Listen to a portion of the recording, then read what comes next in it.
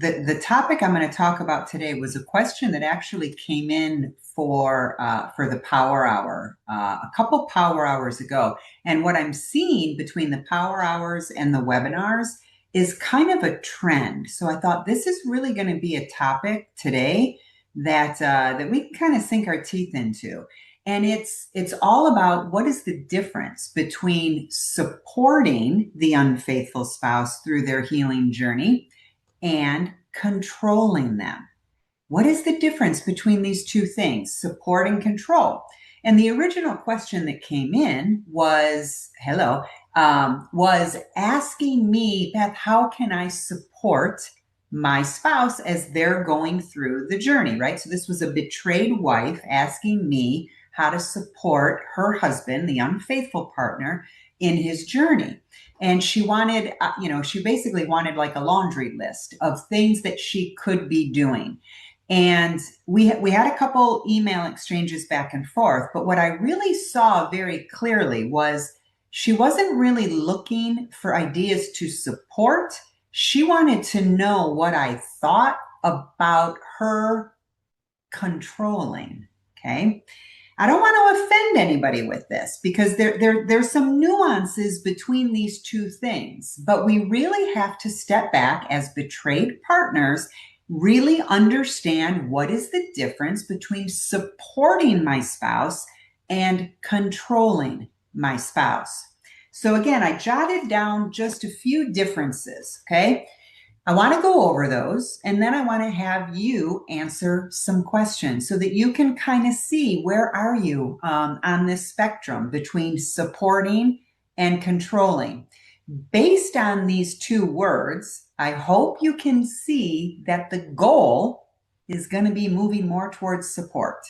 Less control, more support. That's going to be the healthier end of this spectrum. So remember, we can't change anything that we're not aware of.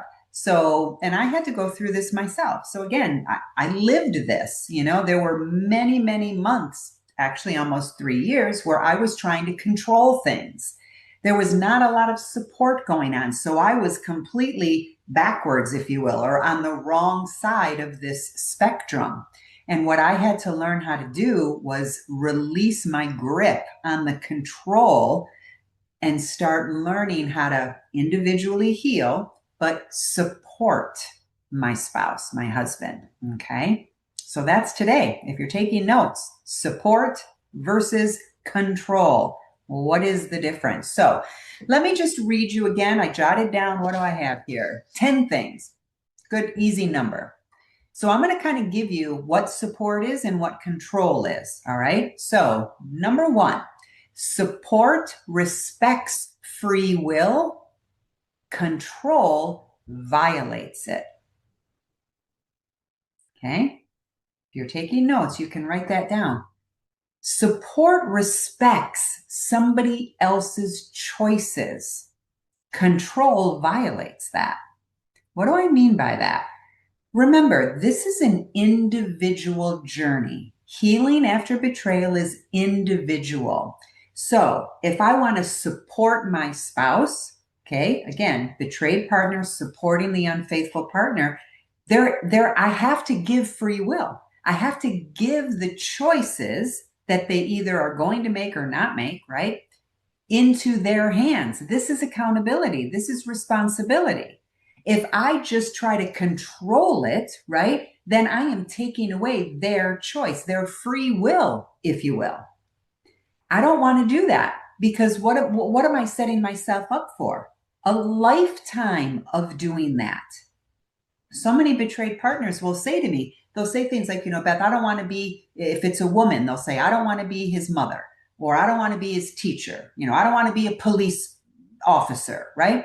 I get that. Well, then we have to get out of the control mindset and get more into the support role, which gives the unfaithful partner the choice. Either they're going to do the work or they're not.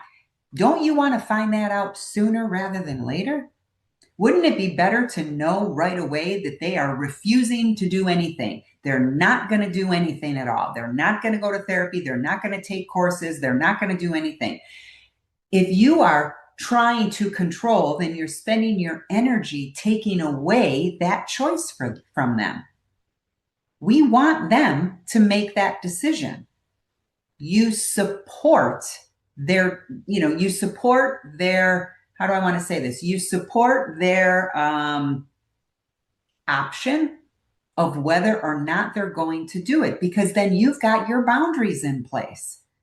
If you don't, I will this. If you do this, I will this. So these things kind of go hand in hand.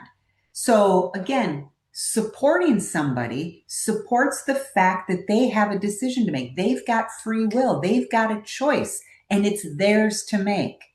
You may not agree with it, right? I didn't agree when my husband refused to go to therapy. I didn't agree with that. But me trying to control that, you know, put all the pressure on me. And I didn't want to spend the rest of my life forcing him to do something.